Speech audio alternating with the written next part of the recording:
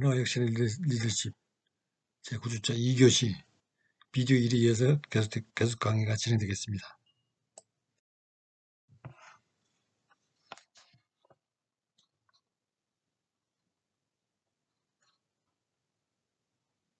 혁신의 과대포장 주기 2입니다. 신기술 혁신 전에 없던 제품이나 서비스는 우선 소비자들에게 인지되는 시간을 필요로 합니다. 단순히 그것을 아는 것을 넘어서 그 제품의 효용성을 이해하고 가치를 판단하기 위해서 말입니다. 그런 새로운 개념의 자리매김은 쉽지 않습니다. 앞에서 살펴본 세 가지 모형 속에 담겨진 Why, 즉 왜에 대한 근본적인 답은 해당 신기술이나 혁신이 소비자에게 어떻게 인식되고 평가받는지에 달려있다는 점이 중요합니다. 그것은 단순히 존재를 알고 효용성을 판단하는 것과는 다릅니다. 전체적인 가치 판단, 즉 영어로 Holistic Valuation을 통해서 소비자의 구매 의사 과정에 자리매김을 해야만 수용되거나 캐즘을 뛰어넘거나 환면의 골짜기를 가로질러 갈 수 있다는 말입니다. 그림이 보여주는 것은 2013년의 하이프사이클 혁신의 과대 포장 주기입니다.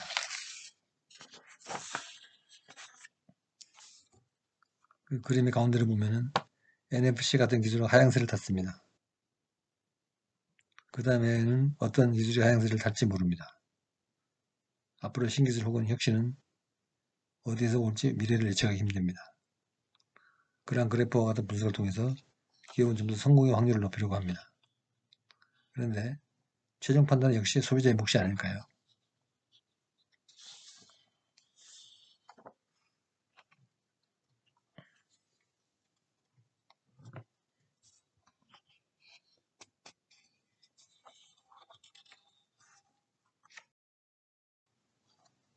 다음은 확산의 과정에서 채택 과정의 5단계를 살펴봅니다. 이 내용 교재 113쪽에 나와 있습니다. 확산은 5단계 의사결정 프로세스를 통해서 발생합니다. 그것은 비슷한 사회 시스템의 구성원들 사이에서 일정 기간 동안 일련의 통신 채널을 통해서 발생합니다. 이 5단계는 지식, 설득, 결정, 구현 및 지속입니다. 하나씩 살펴보죠.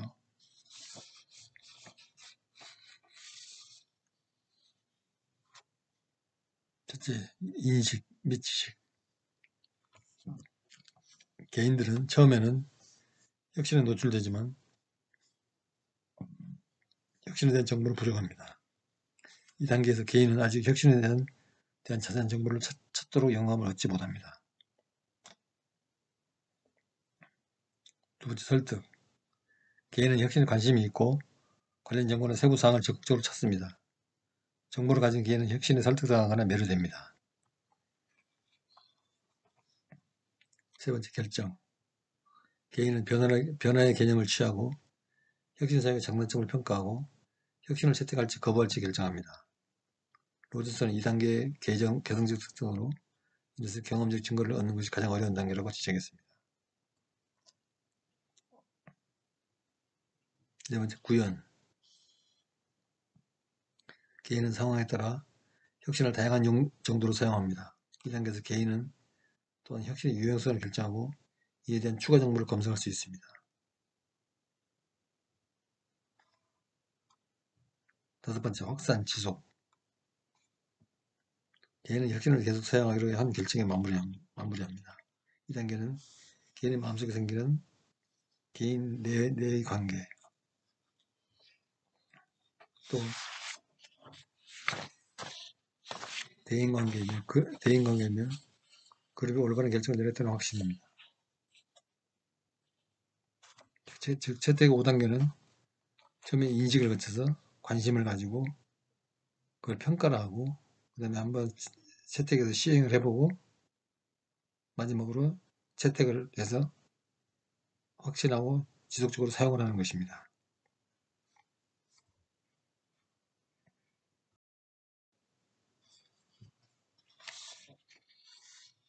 다음은 채택제 범죄에 대해서 설명을 드리겠습니다. 앞에서 설명을 했지만 중요한 사항을 반복합니다. 이 그래프에서 약 2.5%를 차지하는 혁신가를 살펴봅니다. 혁신가들은 기꺼이 위험을 감수하고 사회적 지위가 가장 높으며 재무 유동성이 있으며 사회적이며 과학적 출처와 가장 밀접한 접촉을 하고 다른 혁신가와 상호작용을 하고 있습니다. 그들의 위험 허용 능력은 궁극적으로 실패할 수도 있는 기술을 채택하도록 합니다. 금융자원은 이런 실패를 흡수하는 데 도움이 됩니다. 두 번째는 13.5%를 차지하는 조기 채택자 (Early Adopters를) 보죠. 이러한 개인들은 채택자 범주 중에서 가장 높은 수준의 여론 선도성을 가지고 있습니다. 즉 오피니언 리더 그룹이죠. 조기 채택자는 사회적 지위, 재정 유동성, 고급 교육 수준이 높으며 후기 채택자보다 사회적으로 발전되어 있습니다. 그들은 혁신가보다 채택을 선호하는 데 더 신중합니다. 그들은 적절한 의사소통 방식을 사용해서 핵심적 커뮤니케이션의 위치를 유지하도록 지원합니다. 셋째로 34%를 차지하는 초기 다수 (Early Majority) 그룹입니다. 그들은 혁신가들과 초기 채택자들보다 훨씬 더 긴 시간 후에 혁신을 채택합니다. 초기 다수 채택자들은 평균적인 사회적 지위 이상이며 사회조직에서 거의 초기 채택자와 접촉하는 위치를 갖지 않는다고 합니다. 넷째로 역시 34% 사람은 비중 차지하는 후기 다수 즉 레이트 머저리티 채택자입니다. 그들은 평균적인 채택자들이 채택을 한 이후에 혁신을 채택합니다. 이 사람들은 높은 회의를 합니다. 즉 의식을 많이 가지고 있죠. 혁신에 접근하고 사회 속에서 대다수가 혁신을 채택한 후에 혁신에 접근합니다. 후기 대다수는 일반적으로 혁신에 대해 회의적이며 평균 사회적 지위 미만 그리고 재무 유동성이 거의 없으며 초기 다수와 후기 대다수 다른 사람들과 접촉하였으며 오피니언 리더와 접촉은 적은 편입니다.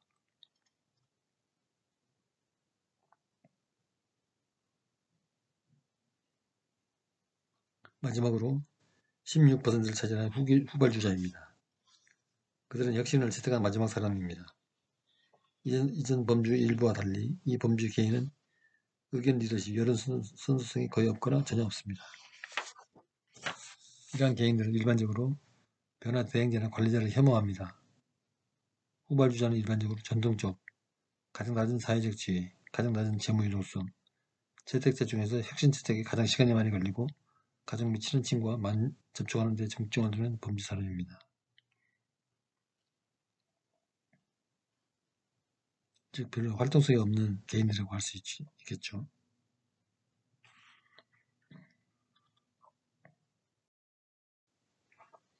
다음 주제는 확산과 사회 시스템 역할입니다. 확산을 하기 위해서는 연결점이 있어야 하는데 이것이 바로 사회 시스템입니다. 확산을 위한 사회 시스템에는 1번 여론 선도자, 2번 전자통신 사회 네트워크, 3번 조직이 있습니다. 이에 대해서 살펴보겠습니다. 오피니언 리더라고 하는 여론 선도자는 모든 개인이 다른 사람에게 동등한 영향을 미치는 것이 아닙니다. 이런 의미에서 여론 선도자는 혁신에 대한 긍정적 또는 부정적 정보를 유통하는 데 영향을 미칩니다. 여론 선도자는 혁신 결정 프로세스의 평가 단계와 채택자에게 가장 큰 영향을 미칩니다. 또한 여론 선도자들은 일반적으로 대중매체에 더 많이 노출되고 더 국제적이며 더 많은 변화 동향자와 접촉을 하고 더 많은 사회적 경험 및 노출, 더 높은 사회경제적 지위를 가지며 다른 사람들보다 더 혁신적입니다.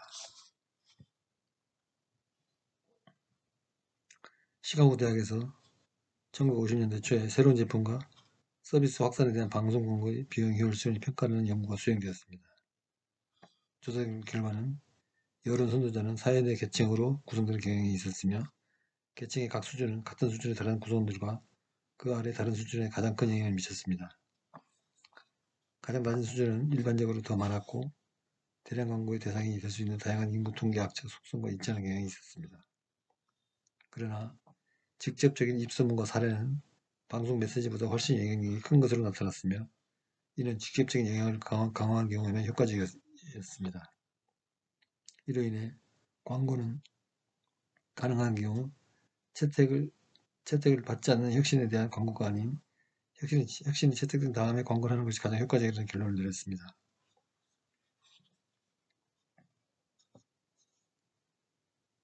다음은 두 번째, 전자통신 사회 네트워크입니다. 인터넷이 도입되기 전에 오프라인에서 소셜 네트워크가 혁신의 확산에 중요한 역할을 했다고 주장되었습니다. 라인과 그루스가 제안한 사회적 모델은 라인과 그루스가 사용한 시스템 수준 분석에만 의존하는 대신에 소셜 네트워크를 채택자 분류의 기초로 사용합니다.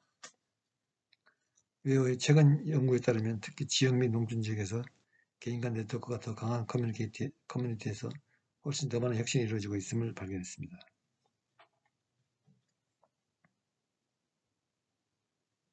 세 번째, 조직입니다. 혁신은 종종 집단적 혁신 결정과 권위적 혁신 결정이라는 두 가지 유형의 혁신 결정을 통해서 조직에 의해 채택됩니다. 집단적 혁신 결정은 채택 합의에 의해서 이루어집니다. 권위에 의한 채택 결정은 조직 내에서 권한이 높은 소수 사람들 사이에서 채택함으로써 발생합니다. 선택적 혁신 결정 프로세스와 달리 이런 결정 프로세스는 조직 또는 계층 그룹 내에서만 발생합니다. 조직 내에서 특정 개인은 챔피언이라고 하는데 그런 혁신의 배후에서 혁신을 지지하고 반대를 돌파합니다. 이 챔피언은 효율성 비즈니스 모델인 식스시그마에서 사용되는 챔피언과 매우 유사한 역할을 합니다. 식스시그마는 전사적인 고객 만족과 제품 품질 관리를 말하는데 이 프로세스에는 개인이 수행하는 혁신 결정 프로세스와 약간 유사한 5단계가 있습니다. 이런 단계는 의제 설정, 일치, 재정의 구조 조정, 명확함의 일상화입니다.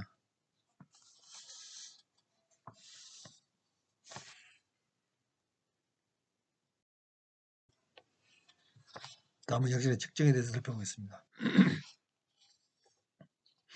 혁신의 측정을 통해서 미래의 발전 가능성을 예측하고 현재 진행되는 사업에 대한 평가를 할 수 있습니다. 혁신의 측정 유형으로 조직적 수준의 혁신 측정과 정치적 수준의 혁신 측정으로 구분할 수 있습니다. 조직 수준의 혁신 측정은 개인, 팀 수준 평가 및 소규모에서 대규모에 이르는 사기업과 관련이 있습니다.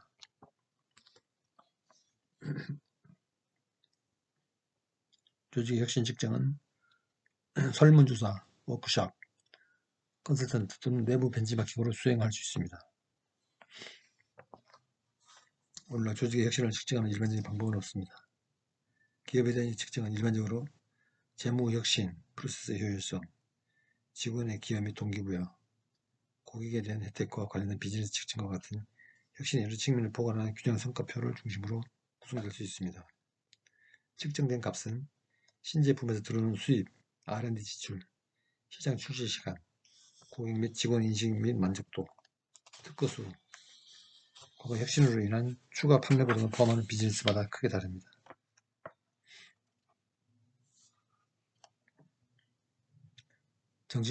정치적 차원에서 혁신 측정은 혁신을 통해서 국가 또는 지역의 경쟁 우위 여부를 파악하는 데 보다 중점을 둡니다. 이런 맥락에서 유럽의 품질관리재단과 같은 다양한 평가 프레임워크를 통해서 조직의 역량을 평가할 수 있습니다. 1992년도부터 시행된 OECD 오슬로 매뉴얼은 기술 제품 및 프로세스 혁신 측정에 대한 표준 지침을 제시하고 있습니다. 오슬로 매뉴얼은 OECD에서 1963년도부터 실시해온 프라스카티 매뉴얼을 보완 대체했습니다. 2018년 새로운 오슬로 매뉴얼은 혁신에 대한 더 넓은 관점을 취하며 마케팅 및 조직 혁신을 포함하고 있습니다. 이러한 표준은 유럽 공동체의 혁신을 평가하기 위한 설문조사에서 사용되고 있습니다. 프라스카티 매뉴얼은 연구개발에 투입되는 인력 및 재정 규모를 측정해서 혁신의 순위 파악에서 활용하고 있습니다. 혁신을 측정하는 다른 방법으로 전통적으로 R&D, 즉 연구개발 투자가 GMP의 어느 정도인지를 백분율로 측정하는 방법이 있습니다. 프라스카티 매뉴얼이나 오슬로 매뉴얼은 이러한 방법을 통합적으로 활용해서 혁신을 측정하고 있습니다. 예를 들어 EU 리스본 전략은 R&D에 대한 평균 지출이 GDP 3%가 되도록 목표를 설정했습니다. 이에 반해서 한국은 R&D에 대한 평균 지출이 GDP 3%가 되도록 목표를 설정해서 높은 혁신을 지향하는 것으로 평가되고 있습니다.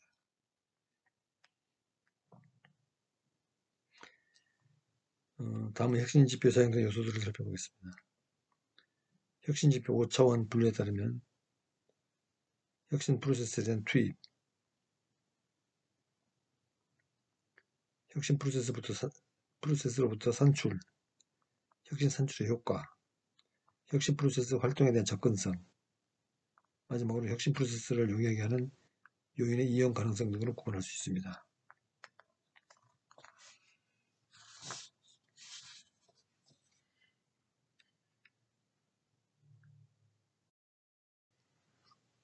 여기서 참고로 지표와 지수에 대해서 구분해 보겠습니다.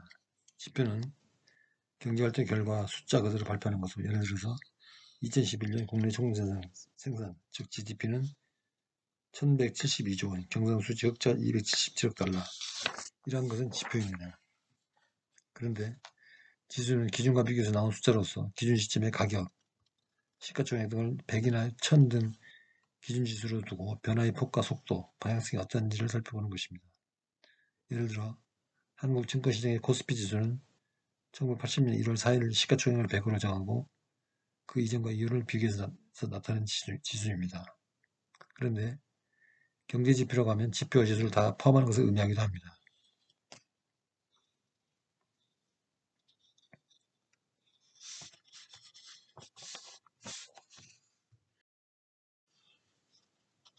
다음은 여러 기관에서 발표하는 국가혁신지수에 대해서 알아보겠습니다.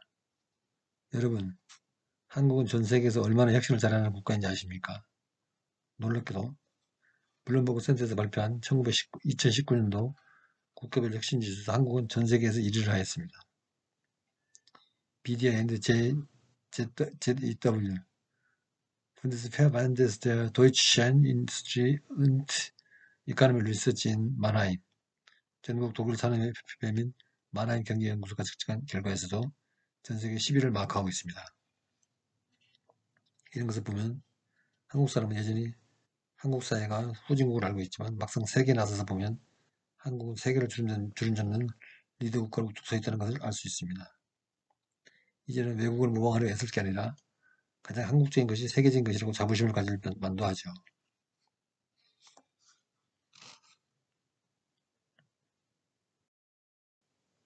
네, 오늘 수업의 내용 이것으로 마치고 문제의 문제들을 통해서 오늘 학습한 내용들을 한번 복습해 보도록 하겠습니다. 첫 번째 문제입니다. 혁신의 확산 모델을 주장한 대표적인 학자는 1번 로저스 에버렛, 2번 베니스 G, 3번 쉼필터, 4번 제이슨 밀. 확산 모델의 대표적인 학자는 에버렛 로저스이죠. 예, 미국 사람입니다. 에버렛 로저스입니다. 1번.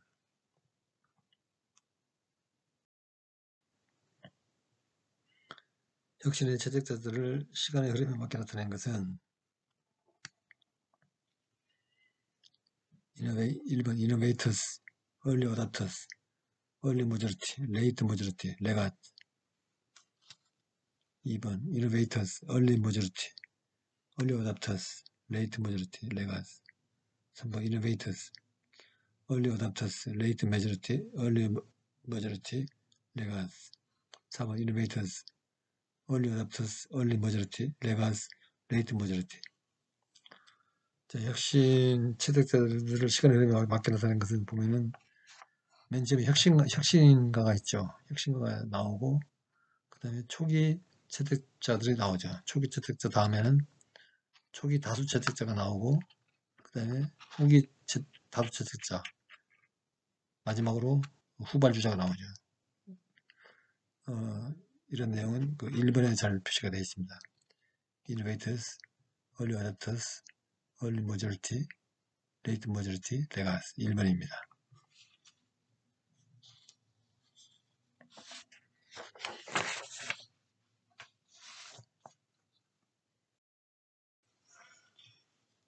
다음 중 혁신에서 캐점에 대한 설명으로 틀린 것은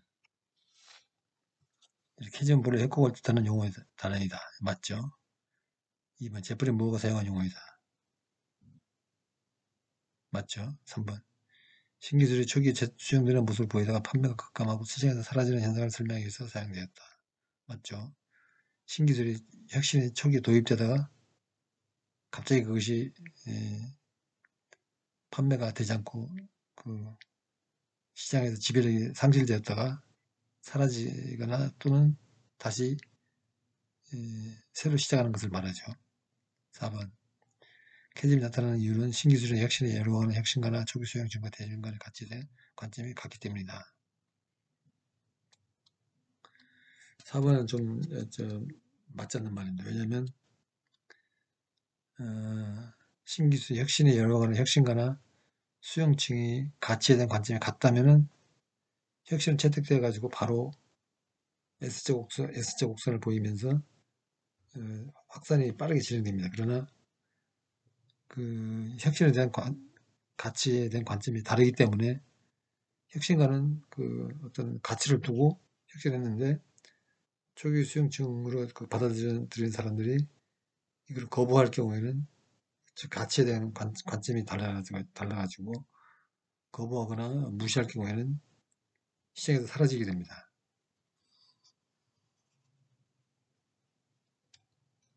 그래서 그 시장에서 그 캐즘이 발생하는 이유는 혁신가나 수용층 간의 그 가치에 대한 관점이 다르기 때문이죠. 그래서 문제 3번의 답은 4번이라고 할 수 있죠. 틀린 설명이죠.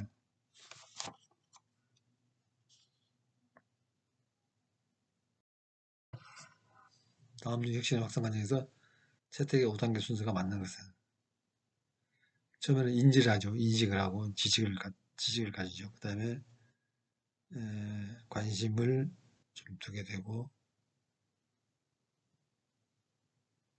그 다음에 평가를 해보고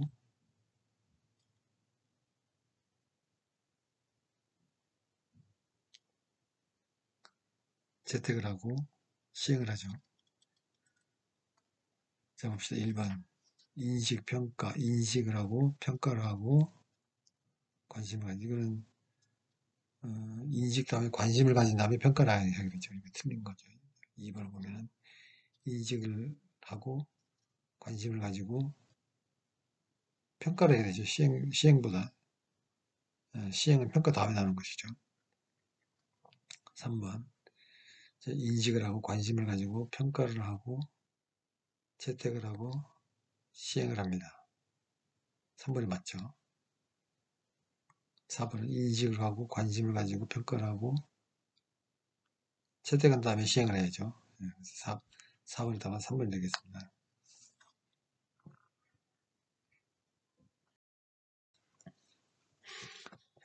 혁신의 S자 모델을 처음 제기한 학자는 이건 바로 나오죠. 가브리엘 타데라고 앞서 그 수업 시간에 살펴봤죠. 가브리엘 타데.